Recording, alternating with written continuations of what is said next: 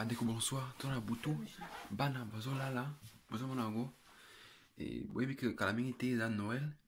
Et donc oyo eza chambre na bango. Et na chambre na bango totie oyo. Bomoni armoire. Donc eza chambre bien normal.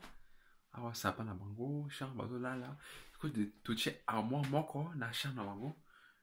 Et tokanga yango na clé. Siko na Noël, tokopesa bango clé pour na armoire. Comme ça, bah Noël, bah pour fongola en haut. Et na kati ya armoire. Moi mona. Na kati ya armoire siko chambre mususu ezali. Chambre secret pour na kosakana. Tokota, donc eza chambre boni armoire ya ba princesse. Tokota chambre. Est-ce que oyo eza chambre siko ya princesse.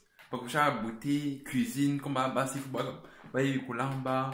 Mesa donc nyonso ezali ti ata côté moko peu comme ça mbulu